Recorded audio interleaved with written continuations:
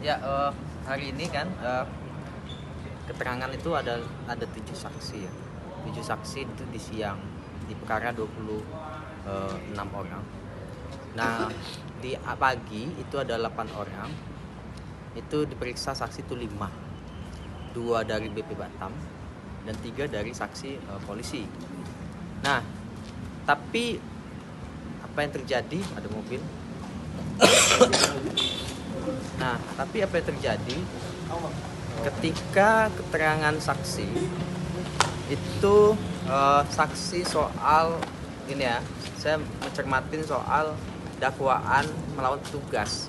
Jadi ada beberapa terdakwa yang kemudian tidak melakukan pelemparan, tapi dia masuk ke dalam pasal melawan petugas.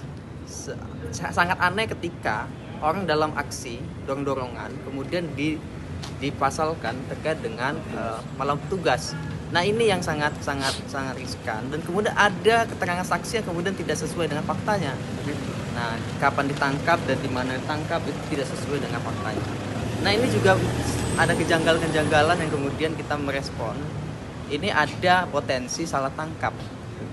Nah, karena pasal yang dipaksakan itu adalah pasal melawan petugas. Dorong-dorongan dianggap melawan petugas. Bayangkan ketika kita ditilang, kita lari, itu kita melawan petugas, kena pasal melawan petugas. Nah, ini bisa penuh nih LP kalau misal dipaksakan. Nah, kita sangat meyakini bahwa ini kasus yang sangat dipaksakan sekali ini masuk. Bahkan banyak sekali saksi yang kemudian tidak melihat secara langsung.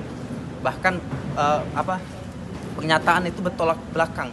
Ada dibilang dia mau lempar beberapa kali, terus kemudian ada lagi bilang bahwa dia merubah pernyataannya. Ini sangat bertolak belakang dengan fakta persidangan. Nah, satu hal yang kita perlu cermati, lagi-lagi majelis hakim, ketua majelis hakim ini sudah berpikiran, sudah mengarahkan suatu persidangannya ini. Nah, kalau di hukum acara pidana boleh jaksa itu pemikirannya itu mereka harus menjahat, pikirannya itu menjahat ya. Nah, pikirannya itu adalah pelaku. Tapi hakim di sini harus netral, objektif. Sedangkan di pihak kita PH itu prinsipnya adalah praduga tak bersalah, dan hakim juga harus mematuhi itu praduga tak bersalah, bukan dia setting jalannya pertanyaan dan jalan saksi. Ini terlihat ketika jaksa itu nggak nanya lagi, ketika pertanyaan sudah diambil alih oleh hakim. Artinya apa? Jaksa sudah mengira nih bahwa jaksa itu hakim itu udah di pihak jaksa, jadi nggak perlu mereka bertanya.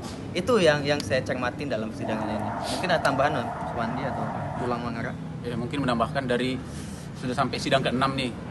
Mungkin sedikit yang kita cermati seperti yang kami sampaikan di awal. Kami harap juga hakim dan semua kayak jaksa juga harus juga menghormati praduga tidak bersalah. Memang faktanya ada, seperti kami tekankan dari awal, ada kerusakan. Tapi yang kita cari sini kan apa betul orang yang tangkap ini adalah orang yang turut melakukan pengerusakan. Itu yang perlu kita cari. Terus kami juga sangat menyesalkan itu. Hakim menyatakan, hanya menekankan, yaudah saat kau ada di situ, yaudah ngapain lagi kau bantah. Memang masalahnya memang salah orang demo memang. Kalau di saat ditangkap memang berada di situ. Sekarang kan apakah dia melakukan pengerusakan atau tidak, itu yang perlu kita dalami. Bukan dia ada di situ atau tidak ada di situ. Justru kita jangan harus menghilangkan stigma juga. Majelis hakim juga harus menghilangkan stigma bahwa jangan karena dia ada di situ ya udahlah dia udah melakukan tuh pengerusakan dan sebagainya. Karena kami duga dari awal beberapa dari mereka ini ada dugaan salah tangkap. Jadi ada beberapa pasal yang duga dipaksakan, mau nggak mau ya dia nggak ada melempar nih, yaudah kita masukkan pasal melawan petugas gitu. Karena ada beberapa tadi ada 3 terdakwa yang dikenakan melawan petugas. Justru kan ini semakin memperkuat dalil kami dari awal. Ya karena mereka sudah terlanjur ditangkap, ya udahlah nggak mungkin kita keluarin lagi, kita gunakanlah melawan petugas. Masa orang disuruh bubar, disuruh apa, dibilang melawan petugas? Ya kalau seperti itu setiap demo pasti dibilang bubar. Penuh penjara, capek juga polisi menyidik perkara itu. Justru di situ dari awal kami tekankan, kita hormati praduga tidak bersalah dan harus kita hapus stigma bahwa saat mereka ada di situ ya udah mereka pasti melakukan gitu. Karena tidak semua juga melakukan di dalam kejadian tersebut. Yang kami tekankan juga, yang perlu dicatat juga, jangan sampai orang yang tidak melakukan kita hukum, justru orang yang tidak melakukan melanglang buana di luar sana tidak ditangkap oleh polisi. Karena memang pada saat itu hanya itu yang mereka bisa amankan. Itu dugaan kami ya, jangan sampai orang yang tidak melakukan apapun, kita menjadi orang yang berdosa di persidangan ini, menghukum mereka melakukan perbuatan yang tidak mereka lakukan.